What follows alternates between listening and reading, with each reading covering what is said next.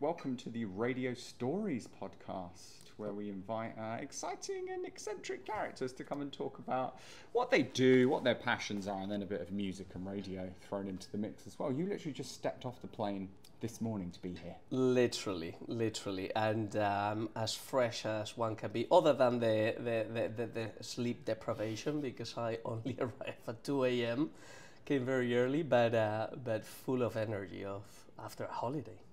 That's the feeling that you want when you get back, to be refreshed. And like my dad says, with the tan of a rich man. Mm-hmm. There is something about when you get tan, that that guy has a good lifestyle or something. And when you have that glow in the winter time as well, it stands out even more. Correct. No, it's been phenomenal. Lanzarote for me it was. First time, a volcanic island. It's spectacular scenery and plenty of treks, beautiful beaches, sandy beaches, and 22 degrees. So kids, family, plenty of good food, plenty of seafood, which is what I like, and just a good time. A good half term, the best British invention. It's half term. Forget the full English, forget the roast dinner. Half term is the one. Without a doubt. Yeah. Yeah, no, particularly in my country, in Spain, we have a very long holiday during summer, 3 months. And we have no half terms, just the Easter break and the Christmas break. So it's quite long, particularly when you're a kid. And when I came here and realized that there was another system with half terms in between after 6 weeks, I just thought that's wonderful. It really refreshes you. It's sort of it just keeps you at a peak performance for longer, in my opinion. When you are able to have such a good break for a week after just 6 weeks, it's really good for life. Yeah, it's good to look like reset and a bit of a rebalance, and you can go away, think about that last period, what you've created, what you've done well, and what you want to improve. Have a bit of a break, come back, and then act on some of that. Some of your own advice, maybe. Without a doubt, I think we all operate in the same way, right? I mean, the key coming after the summer holidays, after the Christmas, you think it's a new year, what I'm doing this year, and so on. I think the half terms are a bit of the same. It just gives you a little bit of time to see, am I in the right path? What am I doing? What do I want to do? And sort of in a more continuous way, as opposed to waiting twice a year to think about it. Well, I grew up here, so half term, Easter, summer holidays. There was always like, it seems probably when you're a kid, it seems longer. Even like a 6-week term, it feels forever. But those little gaps here and there, I guess that's ingrained in me. So now as an adult, I still sort of want that. But luckily, I have young nephews who are all at school. So when they come to holidays, I make sure I go and see them and I go and spend some time with them. And it's a nice break for me as well to just, step away from it all and have a little... and escape from London as well. Yes. It's busy. No, I have to say, the whole of Britain was in the Canary Islands. Oh, really? Oh yeah, 90% of the hotel I stayed in was British, so it was like to be at home. And you said you ate a lot of seafood when you were there. Yes, plenty. I mean, being an island, that's what they have. Plenty of sea bass, sea bream, octopus. What else did I have? Swordfish, tuna. Razor clams. We had plenty of mussels one day as well. Yeah, just a big variety. It's one of the things that makes probably Mediterranean diet quite different. The seafood intake is bigger than meat intake, and it's proven to be healthier as well. So Spain, for example, is the healthiest country in the world. It's been like this for the last 4 or 5 years. If you read the Bloomberg report that rates the countries that live the longest, the healthiest, and so on, and it's always Italy and Japan on top. And Spain took over about 4 or 5 years ago. And when you read the report, it's quite interesting. It talks about seafood, it talks about olive oil, but mainly as well, it talks about the way we eat. And the fact that we have long meals and we eat at a slower pace and socializing, having a chat. you know, always, whether you're at work, that eating at the worktop table, at the workstation, it doesn't exist in Spain. You would go to a cafeteria, or you would go home, eat, and then come back. It's and apparently it has a huge impact on your mental health, and as well as in your physical health, and then as a result in your lifestyle and how long we live. It's very interesting. I invite you to read that report because it's very factual. We just live very long and high quality lives in Spain, and that's one of the aspects that it talks quite in depth about the diet and the way we eat. And for you, that's been your whole life, I guess, as a youngster, you remember just big meals all the time, and then that's carried on? Correct.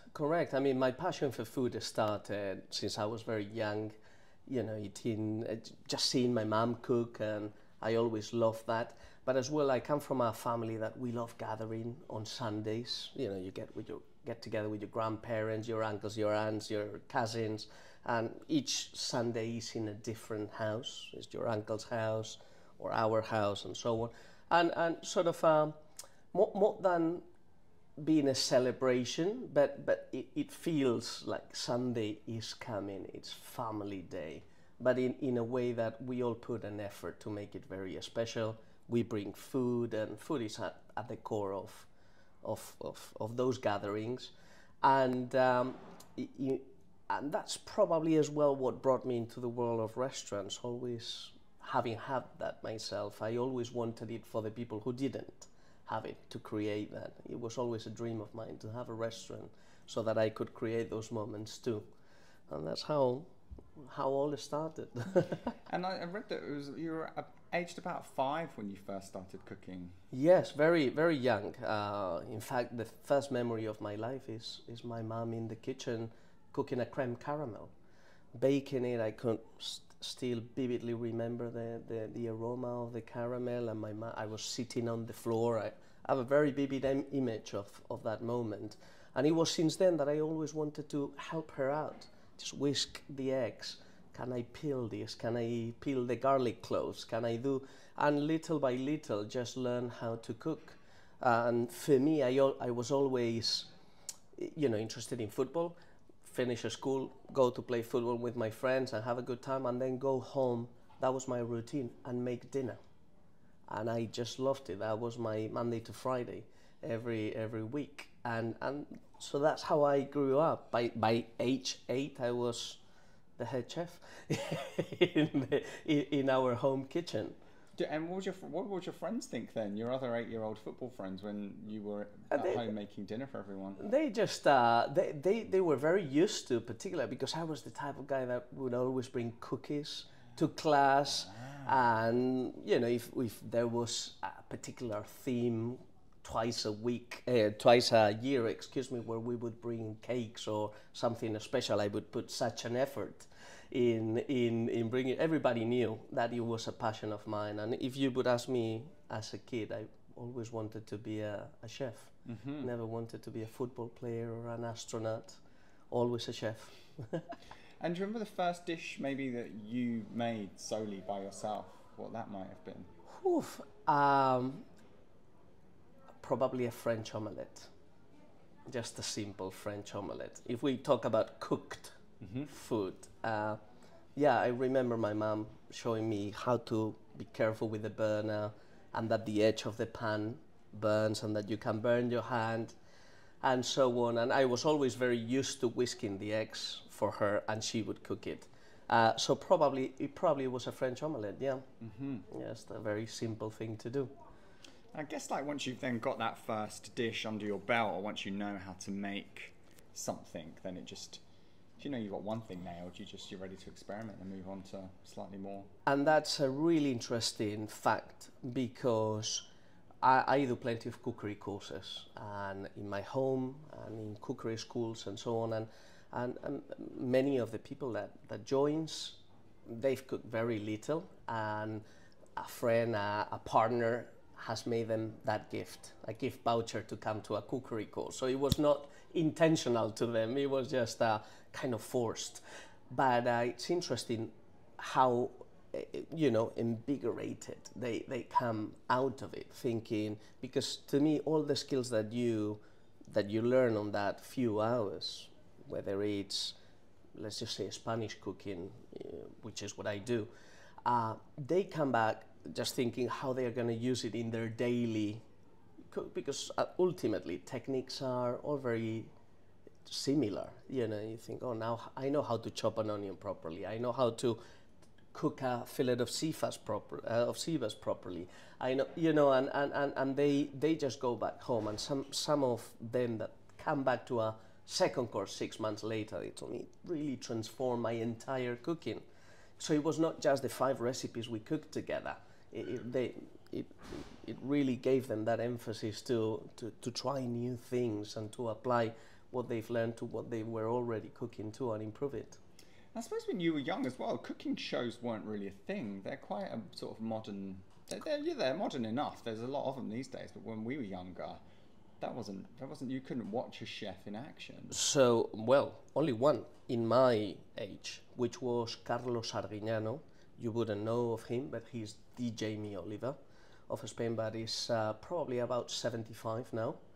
And he had a show Monday to Thursday, daily, 2 p.m., where he would cook a recipe for 30 minutes. And he was my idol.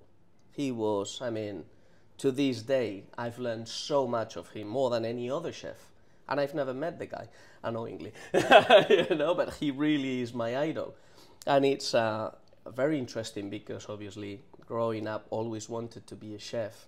So one Christmas day, I got Jamie Oliver in Spain when I never spoke English at all. And one Christmas I got a VHS cassette of The Naked Chef. And it was this young lad called Jamie Oliver. I was probably, I guess I'm 41. How old is Jamie? He's got to be 50 probably. Yeah, probably another 10 years on us. Yeah, something there. So I was probably around 11 years old, so he must have been 21 at the time. But he felt very young, you know. I believe he didn't have any beard, you know, and he felt like a teenager to me. Like he was just someone just a little bit older than me. And I remember seeing the VHS and I was shocked. I really connected. Why? Because I couldn't understand a word of what he was saying, but I could understand everything he was doing. You know, the language of food and cooking. You don't have to speak the language. And I thought, I want to be like that guy. That was another step forward to drive me into continue being a chef and sort of showcasing cooking and teaching and bringing food forward to people. That's what I always wanted to do, and in my case, democratize Spanish cuisine. We've just had Carnival in Spain. Is this right? Has there been the carnivals in? It is, yeah. Now around now, yes. I saw an interview with you where you were talking about the carnival, and like it's a street food carnival, but there's also a lot of music and a lot of in Tenerife and Andalusia. I think. Yes, mainly. That's where the big parties of carnival happen. And then we see groups of bands and friends who make funny songs. Oh yes, that's fantastic. It's a great tradition, and so they are groups of friends, like clubs, let's call it, and through the year you need to be quite creative, and they are always politically heavy, in where we turn our hand to the politics and we complain about something. It's like a rant, but you turn it into a song or a comedy. And there is always a parade in the streets. Like when you see a carnival in Rio, it's exactly the same, but always with a fun and comedy connotation. That's what it's about.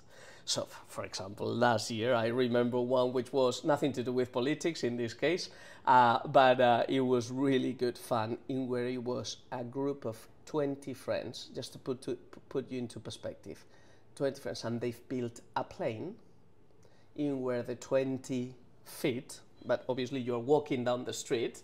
But imagine 20 in a plane, all bolts, and it says Turkish Airlines. You know, because you know you go to Turkey to have hair implants. It's very famous for. So you know, there's always a joke behind everything they do, and they build a song around it, and so on. And some are politically heavy, and others not. But it's so much fun, and it's. But you have to. I was going to say, it's not a place that I would invite you to go as Brits, because you wouldn't catch half of the, not even a 10% of the meaning of these jokes. So there is no point, but they are always super clever and super fun and ironic. It's really good fun. And obviously there's fantastic concerts as well and so on. I went to the one in Tenerife not long ago for a stag do, and that was epic. Yeah, so what sort of music are you into? I love a bit of everything, to be honest. Good old rock and roll. From whether it's Britain or American, mainly English rock and roll, a few Spanish bands from my teenage years, and but my wife is so into reggaeton these days that sort of it has catch up on me, and now I'm very used to listening and dancing to the beat. I have to say. And then the radio, do you remember growing up listening to the radio when you were younger? Of course, yeah. Yes, very much. You know, at home, my dad is a big radio fan, and he continues to be. So he would put it on the breakfast, always on the car. Radio remains big in Spain. Probably even more than here, I would say. Yeah, old-fashioned radio. Yeah, I would like to see those numbers. Mm-hmm. Who continues to use the radio in the way that it used to? I tell you, I think they will be probably up there. Okay, good. I'm glad that it's doing well. Yeah. And then what about sport and sport watching, and then maybe football commentary, perhaps? Because I always hear a lot of clips of more perhaps South America, but it might be a Spanish thing too. Like when there's a goal, it's like, goal, and then they're playing noises like yeah. We go wild. Here it's, you know, they when you see them on Sky Sports, they're sat in suits. It's very formal and it's very structured, and it's like, oh, there's a goal and they've scored, and you have a lot more flamboyance about when you celebrate. Absolutely. No, you are so right, and we go wild in that respect, and there is very famous goal commentators. Which are very old-fashioned, because those guys have been there for 30 years, you know, commenting on sports. But yeah, it's very, very different and really, really good fun. So there is still a culture of watching the football on TV, or even at the stadium with your radio in your ear. And I'm a Real Madrid fan. I go to Santiago Bernabeu every time I can. When I go back home, you know, my parents and my brother are season ticket holders, and it's funny because those things don't change, because the way it's commented on the radio is just way better than on TV, way better. So. Yeah, it paints a picture, and you have to use a bit more of your imagination, and they go into so much more detail. But then they have a bit of chat between them as well, because there's not always action happening. Like when you listen to cricket commentary here in the UK, because, you know, it's quite such a leisurely paced game that they talk about all kinds of other stuff. And in football they do it as well, because if the player's down injured and they're getting treatment or something's happened, then they just make a bit of chat, and you just get, there's such a camaraderie between the commentating team that you feel part of when you're watching. Yes, listening. And something that I have to say that I really like in here is that they always have guests commentators. They may have an old player in and so on. In Spain doesn't happen. It's they are always the same guys, and I thought it brings a different dynamic and different style of comments. Sometimes they are not great, but in other occasions they just bring the element of an inside football player and how they think that maybe the commentators do not have, and they only see it from outside, and we can be quite prejudiced. Real Madrid have suddenly come to light in the Champions League. You were looking like you were sort of, it was a bit, well, you finished in the bottom half of the table, and then you got drawn against Man City and found yourself 2-1 down to then turn it around to be 3-2 at the Etihad, and then you absolutely punished them midweek. Yes. Back at home. Yes. Mbappe hat-trick. Yes, I watched it from an Irish pub in Lanzarote. So there must have been loads of Brits there. Oh, plenty, and Irish as well. And it's funny because it was Liverpool playing against Aston Villa, and 90% of the pub was watching that match, not the Real Madrid Man City. And I was there with a few others, some Barcelona fans that wanted Madrid to lose. So every goal I was shouting a little louder. And then suddenly this guy, Irish guy, came. You know, they are big Man United or Liverpool supporters, Irish, and he came. He was really upset. I said, "What are you doing here?" He said, "I'm upset. I need to cool down." And I said, "But are you with your friends?" I said, "Yeah, they are all there, but I just need a bit of time," because he was not happy with how Liverpool played. And we were just chatting there for the last 15 minutes of the Real Madrid match, and it was very interesting. And then I went to the loo when it came to an end, nearly was coming to an end, and I came back, and when the match ended, it surprised me. He knew the Real Madrid hymn, the song, you know, and he was there singing it, and I thought, how interesting is that he knew it from start to finish. And do they put the song of the team here when the match finishes? Because I didn't realize. It was a little detail. I watch a lot of football, but I never realized if they played the song of the team that wins at the end. And in Madrid we do, and that's probably why the guy knew the song.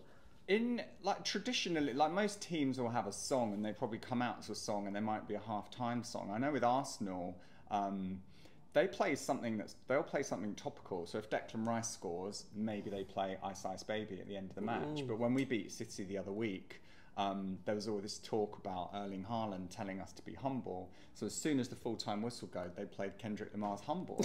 So fantastic. Yeah, so they know. Yeah, so they're on the pulse with, and they play topical songs. But I guess most teams will just have their song that they'll play, and people start to recognise that. But then I guess when we hear it here, if we're watching in our Spanish football, you'll start to learn. Oh yeah, that's what they sing, and that's what they. And because you guys progress usually to the final, there's a lot of opportunities to watch Real Madrid. So. No, absolutely. And you know, I remember listening Pep Guardiola just a couple years ago. I said the problem of Champions League is that at some point you have to face Real Madrid.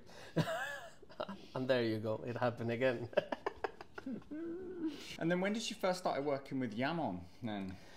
Jamon Iberico is the king of the crown of the jewel of the crown of Spanish gastronomy. It really is our most special ingredient product, and it is a product that we celebrate with. You know, in your wedding, it's there. On Christmas, it's there. In all the big occasions, you invite friends over, you put a plate of jamon. It's super delicate. It's very complex. And it's a product that you have nothing, you know, as a chef, you do nothing to it. You just carve it and present it. That is it. And it's always the most exquisite. And what guests love the most, annoyingly. And after all the effort, but of course it comes because it's probably an ingredient, it's the slowest cooked ingredient we have, because it's salted first for 15 days and then dry aged for up to 5 years and even more sometimes. So it's a very long and low cook process of dry aging until it becomes the beautiful Jamon Iberico that we all know. When was the last time you had a slice of Jamon Iberico? Like knowingly, I don't know. Maybe it must have been at some sort of like nice soiree or a nice, you know, Spanish or tapas restaurant. But I may have eaten it without knowing. I mean, when I look on the website, I recognise the product, but for me, it's not something that I've not had growing up, and I'm not as familiar with it. Like, I guess are you making more inroads into the UK now? As completely. It's a niche product. It's pricey because it takes so long to make, and but the people that travels to Spain and visits, which is a lot of Brits, they know it, and they've had a little plate of Jamon Iberico while they were in Malaga or while they were visiting, and so we are trying to spread the word, and because you can find it now in supermarkets in the UK, it's popular, but we want people to learn the differences from the other hams as well. There's plenty of hams, Serrano ham, you have Parma hams, and so on. Iberico is at a league above. Comes from a breed of pigs that it's the very minority of pigs in the world. Literally is 0.3% of the pigs. And what makes it that breed special, which is called Iberico, that's why it's called Iberico ham, is that the fat gets encapsulated within the meat as opposed to on the outer layer. And as you know, fat is flavor. When you eat a ribeye, it's full of flavor. When you eat a fillet of steak, it has less flavor, it has less fat. So the feeding of these pigs, which are free range and they eat plenty of herbs and acorns, that's what ultimately gives them that very special nutty flavor and very umami that once you had one slice, you will remember. If you had it, I was surprised that you, with your answer, because if you have had, you would have remembered, you know, how different it is from the other hams. Maybe you've been in a nice soiree or something, and they give you another ham, and that's why you don't. If you would have had Jamon Iberico, you would remember it in the same way as you would remember when you had caviar the last time. Or it is that special, but it's not as expensive as caviar. It's something that you could have as a special treat on the weekend, as opposed to caviar that you wouldn't buy a little tin of 30 pounds with 15 grams of caviar. We don't do it. I don't do it myself, and so on. So you know, these are small pigs compared to the usual pigs, the white pigs that we are all used to seeing, which are 400 kilos, 500 kilos. Iberico pigs are only 180 kilos up to. And the fact that they are free range, they are really happy pigs. And I've been in the dehesa, in the woodlands of Spain where they are raised, and they are very funny characters, you know? And they just love their habitat and their ecosystem, and they are so well taken care of. The welfare on those animals are one we wish to have in our lives, I tell you. Some have better lives than many of us. and then the care that the artisans, the aging houses, as we call them, put into making the product is exceptional. It really is. So I invite everyone that haven't tried it to buy it if they come across. You'll see how special it feels, and if you can find something that is hand carved as opposed to sliced in the charcuterie slicer, it'll be even better. Is there a region in Spain where these pigs typically live, and is there a region in Spain where the aging houses are located? Yes, so there is 4 DOs, designation of origin, which are all in the west and south of Spain, in Extremadura and in the south. They have weird names, so I'm not going to get into it, but they are very small areas, to be honest. They are not all across Spain, and they can be dry aged anywhere else in where there is good conditions, you know, environment conditions to be dry, because it takes so long. You cannot do it in the north of Spain, for example, where it's very cold and humid. They wouldn't dry. You need those sort of very dry environments and cold temperatures during the night as well, particularly. So those variations makes for a good ham. You know, they go from maybe being at 16 degrees, the meat while drying, to 20 degrees, and that changes, makes it exquisite. And this, the dehesa, the woodland, what it's special is it's the acorn trees, and they are not. There is some oak acorn, but generally is the the other type of acorn tree that we have in the Mediterranean that you can't find here in the UK, for example. And that's what they love eating. It's like an almond, the acorn. And you know, when you crack an almond, then you have the beautiful seed inside. So the acorn is the same. And ultimately, that is the flavor that impregnates the fat later on. That gives it that sort of nutty flavor. We as humans, we are not used to eating acorns. They are all kept for them. And there is not enough acorns, just so you know. That's why it's so rare too.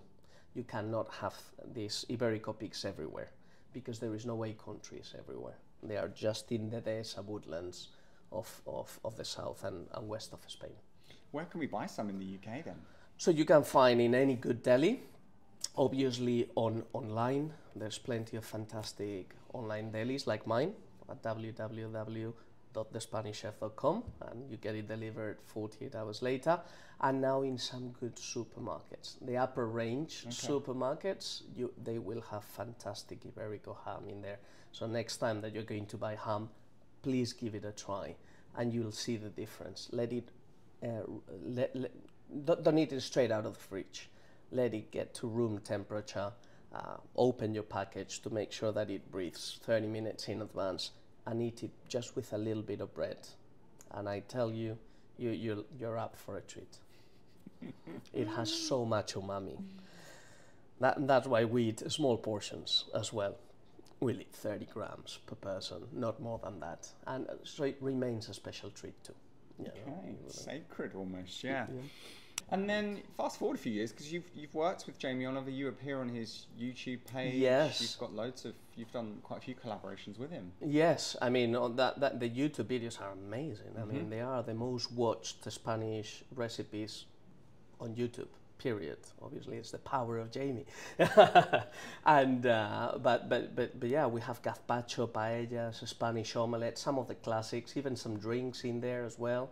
I forgot. I think I did a lemonade, maybe a sangria as well. And yeah, it's a really special guy. It's a special person. I mean, he's done more than anyone else, in my opinion, in terms of food worldwide, and particularly to the Anglo-Saxon,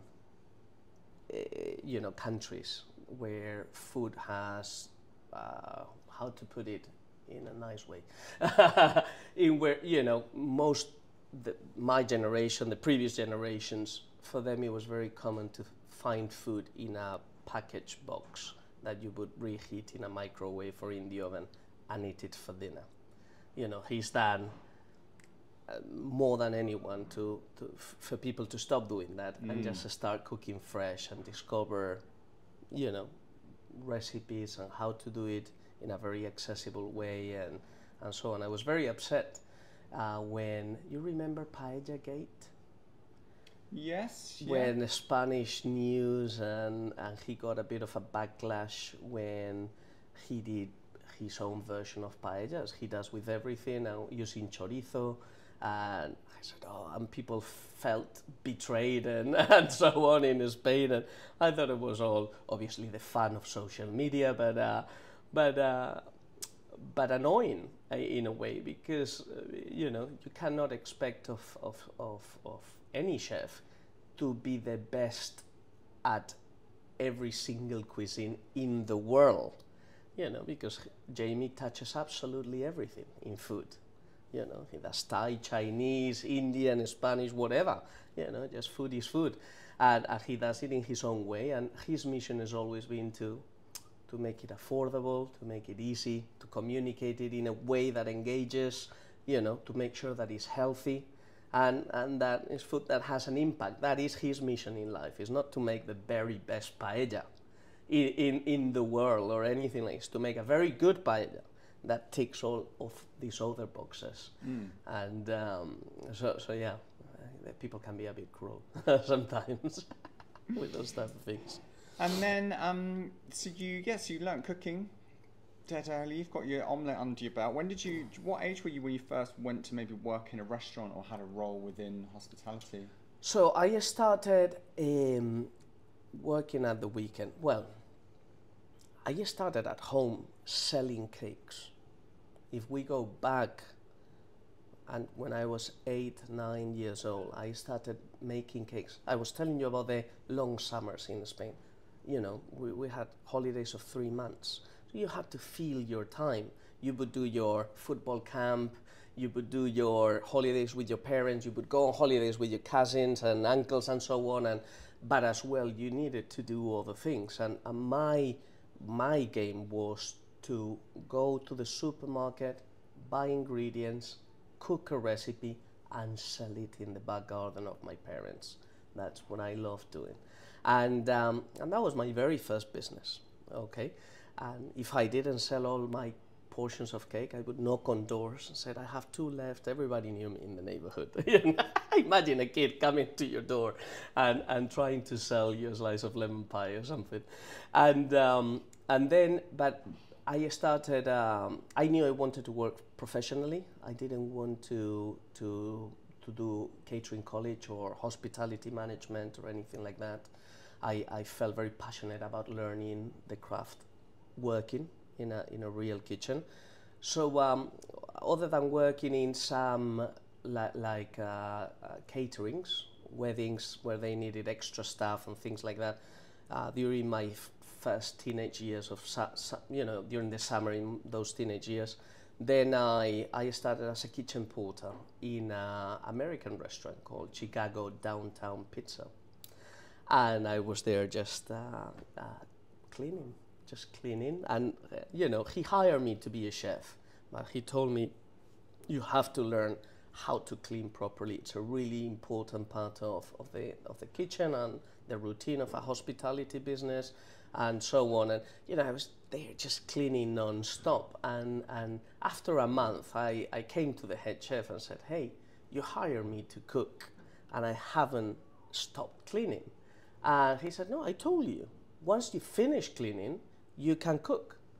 But there was no end to cleaning. It was a very busy restaurant. So there was never an opportunity to cook. But anyway, after that, he started allowing me sort of making all sorts of things. And it was fascinating. I was probably 17 years old at the time. And I was never very academic myself, so I was very clear what I wanted to do.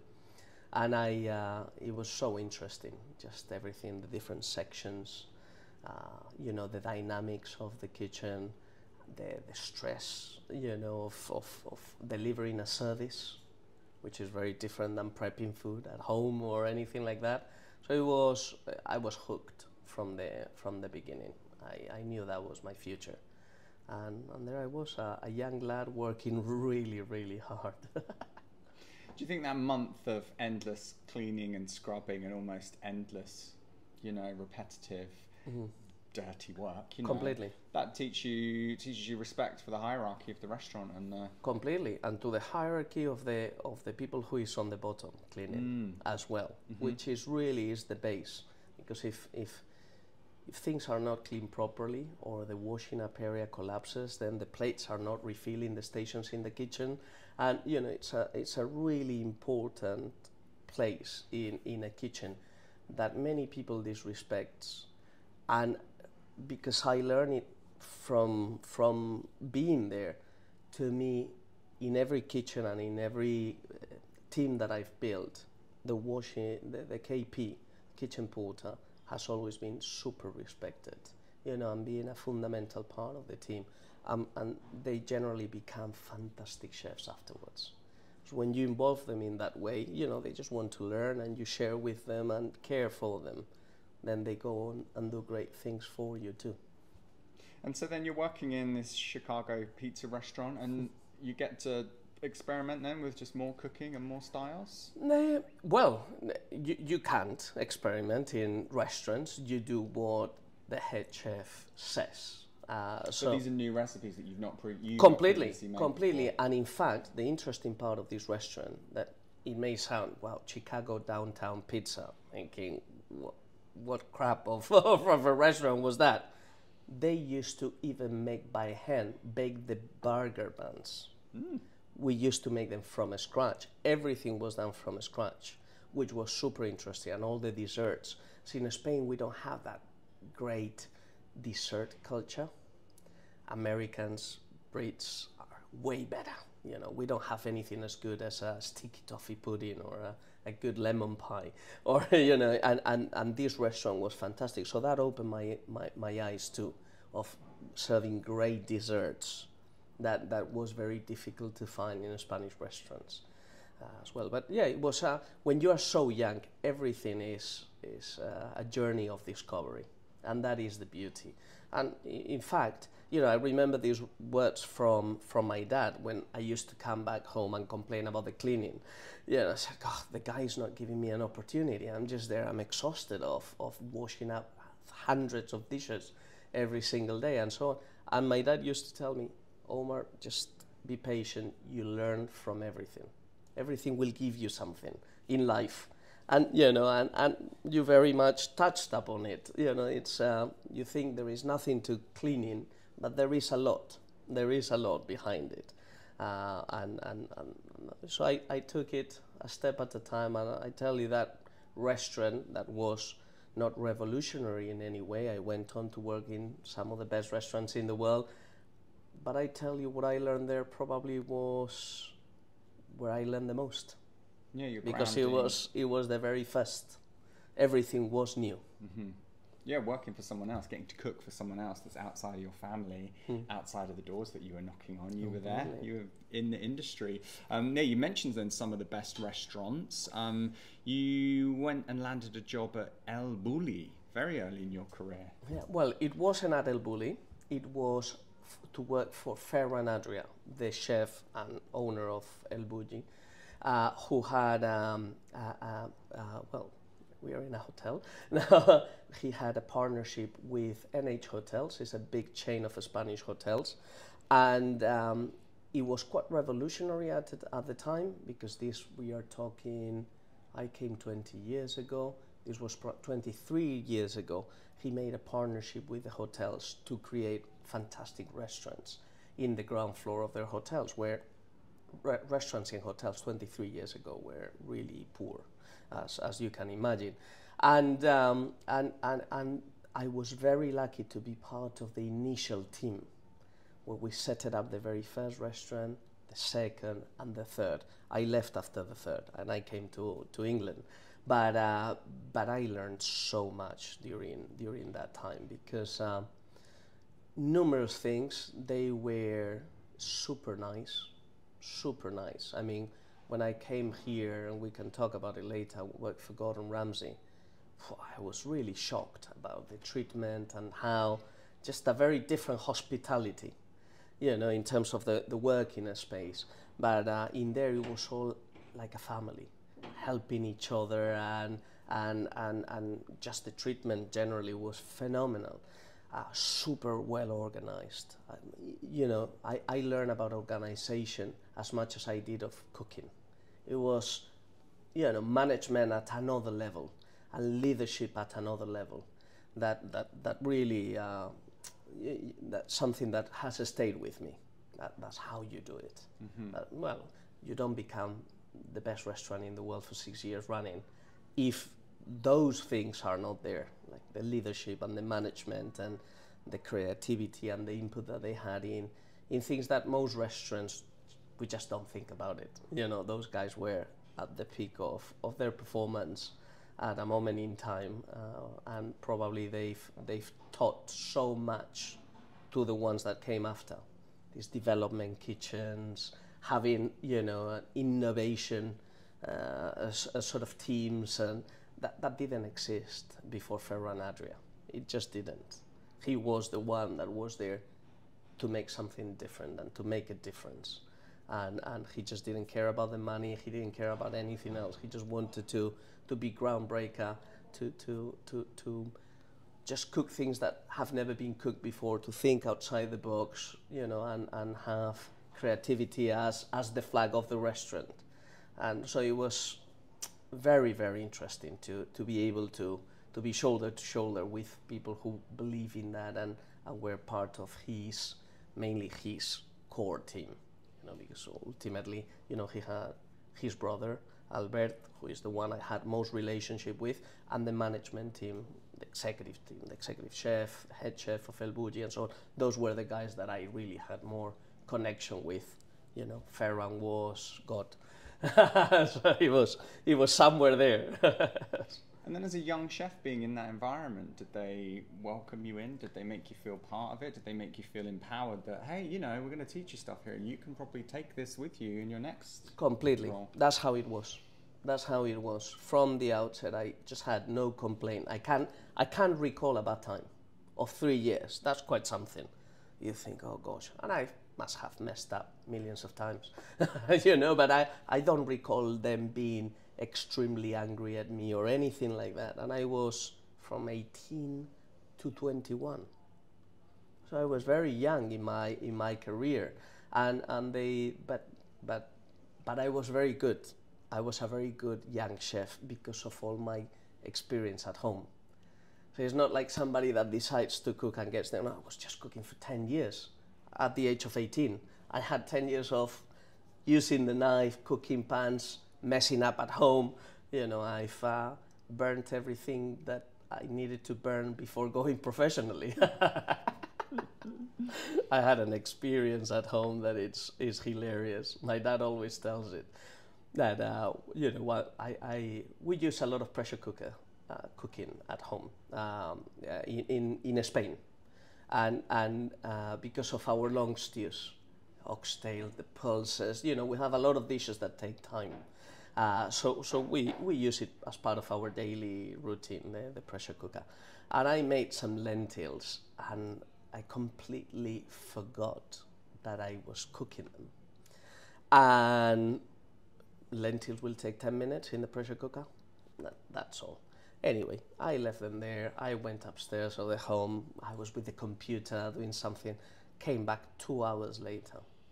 My dad was in there watching TV. It was about 12 at night in the living room. And I go down, I open the kitchen door, and literally I see grey. And I was utterly confused. I thought, oh, I'm dizzy. You know, I just couldn't figure out what was happening. I thought, I'm dizzy. Why I'm seeing grey? I thought maybe I went down the stairs too quickly, you know, something like that, and it went into my head.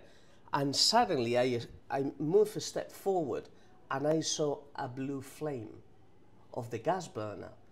And I thought, damn, this is smoke. And literally I went, opened the doors and so on, and I realized the pressure cooker was there, completely forgot that I did it. Anyway, opened everything, left the kitchen to cool down, turn it off obviously, and after about 40 minutes I was able to open the pressure cooker. And when I opened it, there it was, my lentil stew turned carbon. It was black, but black like carbon, ash. Completely slow cooked for 2 hours with no water until it turned, and it was intact because there was no water. You could see every lentil, every piece of chorizo, every piece of vegetable, but turned into carbon. It was hilarious, and we had to paint the house after that, and my parents were not happy. But some of those things have to be done to learn. I guess you learn. That's the way you learn. Exactly, And then you didn't exactly. do that again. That was the last time you did that with the lentils. Correct. They were always very supportive with my cooking mission. And then what brought you to the UK? To learn English. I thought if I want, because remember that Spain at that time was very Spanish. There was no Indian restaurants, or very few and very bad Chinese restaurants. I mean, cuisines from outside of Spain were extremely exotic and hard to find, and not good ones. So I thought I needed to learn English first to be able to go to the origin and learn the cuisines. Go and learn Spanish, Thai cuisine in Thailand. Go to India and learn. So I thought I need to learn English first, and that's why I came. Ended up falling in love, and you know the rest of the story. Here we are 20 years later. But that's what brought me. You know, and I've never had as an immigrant, you know, and I've seen it through my teams and friendships. I lost a lot of my very best friendships that I've done, people that has moved back to their original countries where they come from and so on. And in my case, I've never had that feeling of wanting to go back home. You know, I've always had this sort of feeling that life is very long. You know, my grandma was 98 3 weeks ago. My great-grandmother passed when she was 103. So, you know, I think if I treat myself well, hopefully I'll be here for 100 years. So I lived in Madrid, where I come from, for 21 years. Now I lived in London for another 20, and I hope to have another 60 left. So life is quite long. I don't have any pressure of going anywhere else or going back to Spain or anything like that in that respect. I love it here, and luckily the world has become such a small place with all these flights. Like, I was in Lanzarote yesterday, and here I am back today. So we have endless possibilities, no rush. And when you came to London around 20 years ago, what was it like trying to get a job in the industry being a non-English speaker? So for me, it was a bit of a shock, obviously, because it was difficult to communicate with the person that was welcoming into the restaurant. And literally what I did was I made a CV, I printed it, and I just went knocking on doors in the restaurants that I wanted to work. And it was hard because I couldn't communicate. That took a few months. But I was really lucky that I got into a hotel in where there was an Ecuadorian guy called Max, who really helped me out because he was acting as a translator. And you know, my presentation card was pretty good. I was coming from working for Ferro and Adria, so every single chef that saw it thought, wow, this guy must know what he's doing. He must be a great chef de partie. I was only 21, but so everybody wanted to welcome me. It's just that I just couldn't understand what they were saying, and it was really difficult to follow the service, because on preparation it's all a lot easier. They explain you what to do, you just go and do it. As I told you, the language of food is very clear. In service is very different, because the head chef is there dispatching the checks.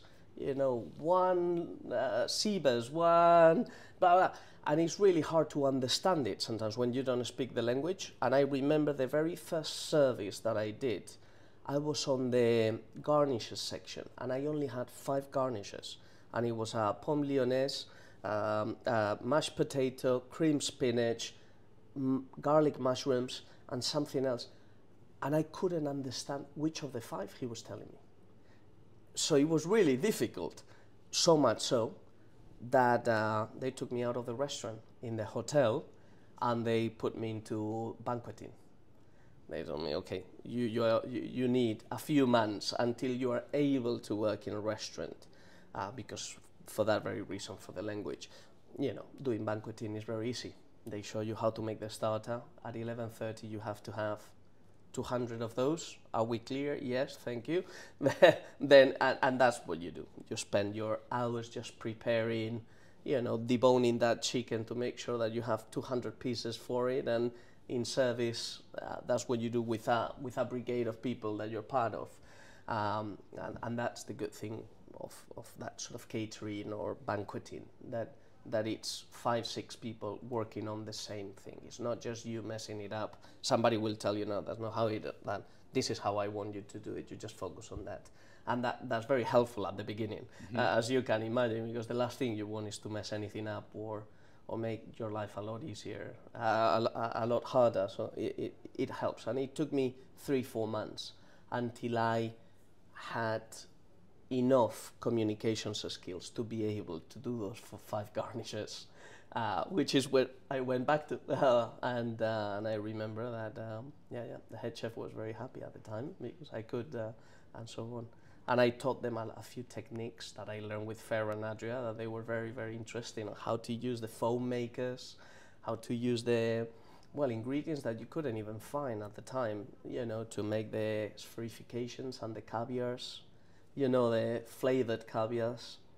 tomato caviar and olive oil caviar and things like that. And obviously I had the techniques very fresh in my head, and everybody wanted to learn them from the master.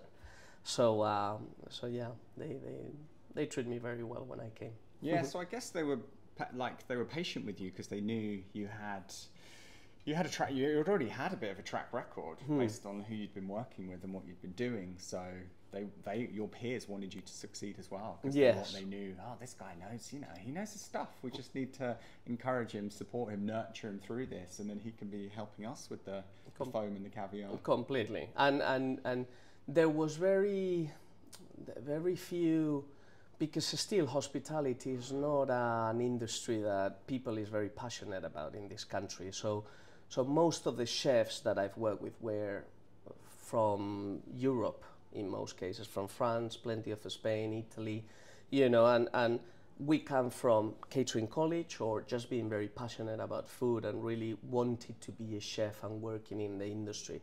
And that is rare to find in the UK. So they knew we were people, they tell you what to do and you would just do it quite naturally, as opposed to having to explain, like it happens today, I have to say.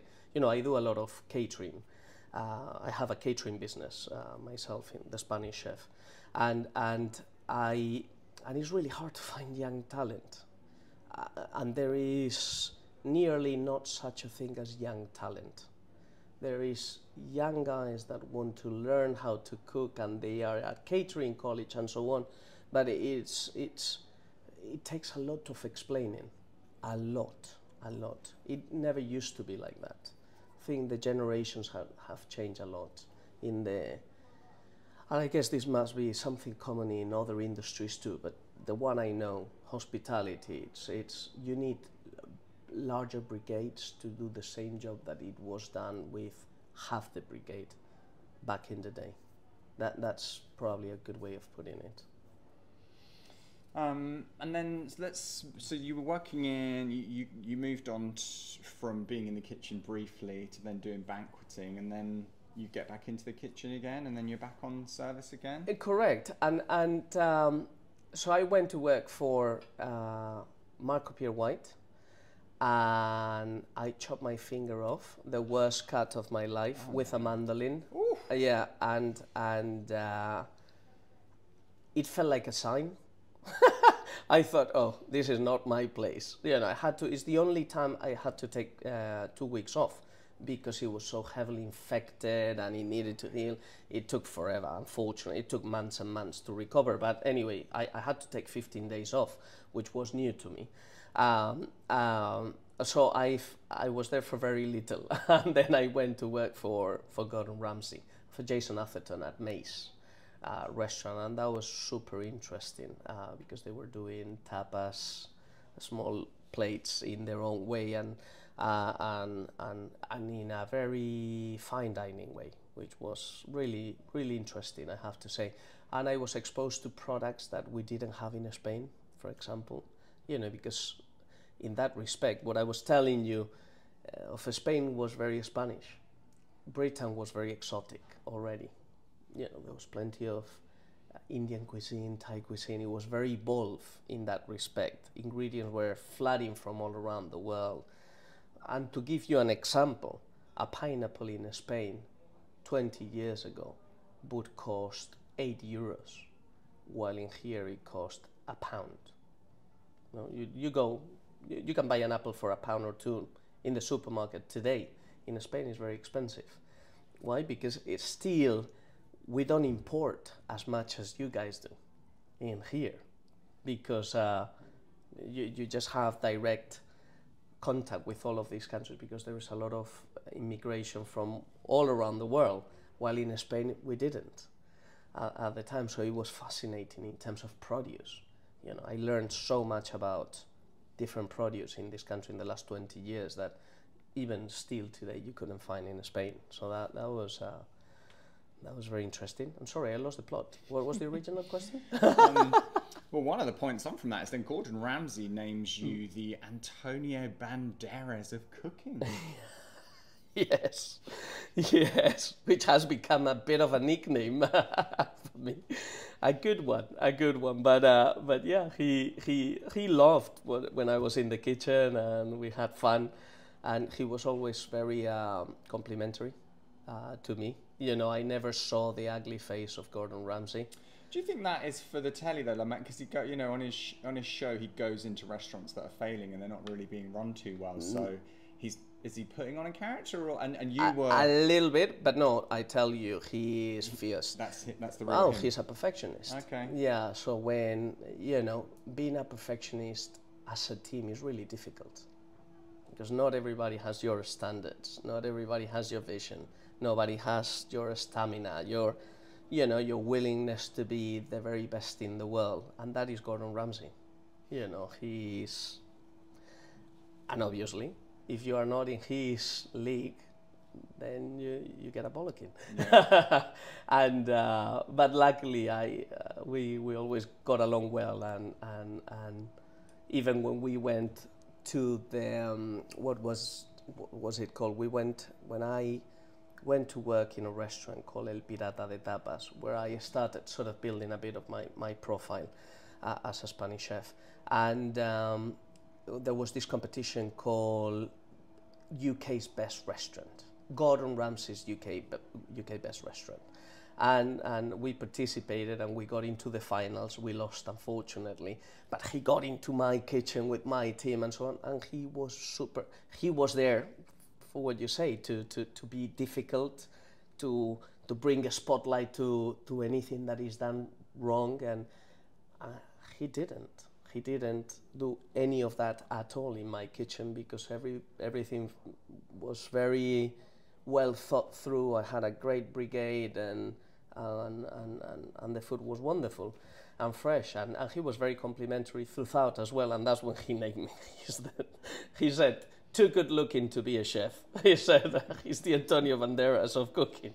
That's a nice compliment to have. Hilarious. No, I have great admiration for Gordon, because it's one of those guys that just want to be the very best, and those people are great examples. You have to have people near you that are like that, to put you on to make you refocus. Sometimes we are all maybe a bit commercial, or we just don't have the highest, how to put it, expectations of ourselves, and we want to be the best versions, and it's guys like this that make you think that through. Hey, Omar, you can be a bit better than that, and just push through. Don't do it just because it's convenient, you know. Do it because you really believe in it. And then Tapas Revolution. Yeah. When does this first come around? Straight after that show and that restaurant, I always wanted to open a tapas bar, just in its purest essence, and being very traditional, serving meatballs, serving the classics. And it was very random how it came about, but while I was on El Pirata de Tapas, which was in Notting Hill, and it got great reviews and great fame, you know, and so Westfield Shopping Centre came knocking on the door, saying, "Would you like to open a little tapas bar for us? We'll help you financially. We'll help you with the spot." And I was like, "Wow, I of course want to do it. I never thought about it, to do it in a shopping centre. That was quite a random thing." But still, we went there. I went with my business partner and to take a look. And they showed us a spot that wasn't for us. I just thought, I just don't envision myself being here and so on. But I was amazed at the shopping centre, because believe it or not, it was open for about 9 months. But I didn't visit at all. And we were just a kilometre distance from Notting Hill. You know how close it is. And you know, I was shocked about the interior and the inside and how open it felt, full of glass and on top, on the roof and so on. And my business partner, in fact, said, "Omar, this could be a great opportunity. I mean, I know this is not the place He said, but what if it was inside? Maybe we just wait until they have another opportunity. And I remember my business partner saying, if to the F&B lady, if you ever have another opportunity inside, a trophy site, he mentioned, that was a great word, a trophy site. He said, we'll take it. I said, okay, let me look for it. And 2 months later, she came knocking on the door. I want you to come again and see this. And I went there on my own this time, and she showed me a space on top of a bridge that was there in the middle of the atrium of Westfield that linked the food court with the Apple store and Nike store. And I said, and it was sofas. It was like a resting area. And she said, what if you could do maybe a tapas bar in there? And I just couldn't. At first I thought, but how? There's no walls. It's all open. Where will the kitchen be? And so on. So, well, just think about it. And literally I went back home and I didn't sleep for 48 hours. Just thinking on the opportunity, drawing. I love design. All my restaurants, I've designed them myself. And I said, and I was there, and I draw literally a long bar, 20 meters long, with a kitchen in the middle, with waiters serving from within, bartenders, no tables and chairs, only stools at the bar.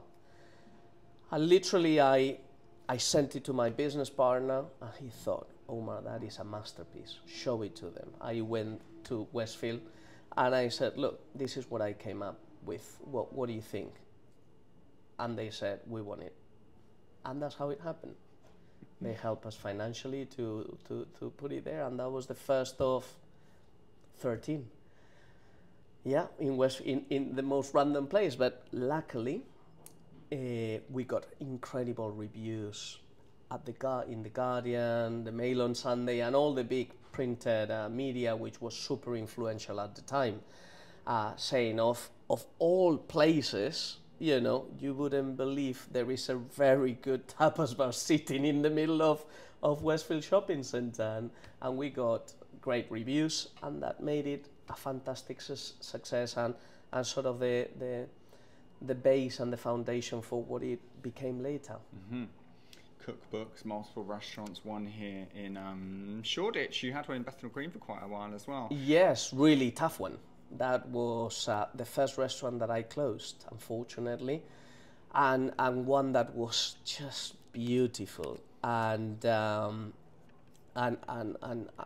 thought it was very good, and we were in the wrong location, unknowingly, and you know the mistakes that you learn. The hospitality in restaurants, it's such a tricky business, as you know. Plenty close. It's really hard to stay alive. So making those mistakes are very common.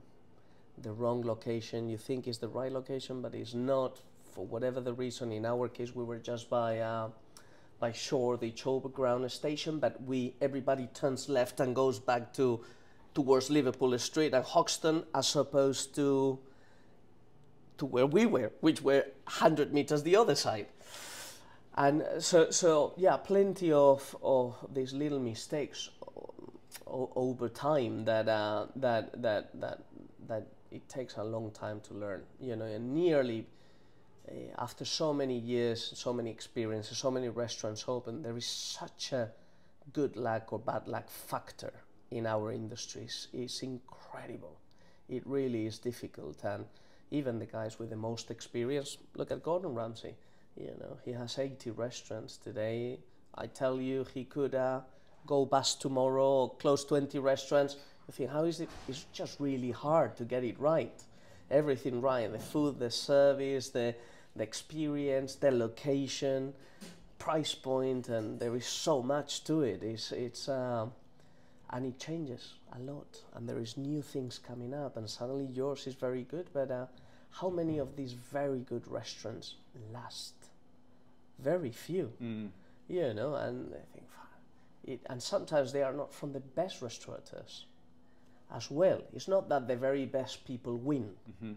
it's an industry where not the best people win as well. Sometimes a random guy that has worked in banking for many years and got really tired, had a depression, and thought, my life dream is to open a little cafe and so on, and he makes it a very successful cafe or restaurant that remains there for 20, 30, 40 years and so on. So it can come from the most random avenues. It's a funny industry to be in. Omar, thanks very much. It's been amazing talking to you today. My pleasure. Thanks for inviting me. Absolutely, and you'll be welcome back anytime. Brilliant. Muchas gracias. Un placer. See you soon. Excellent. Brilliant. Fantastico.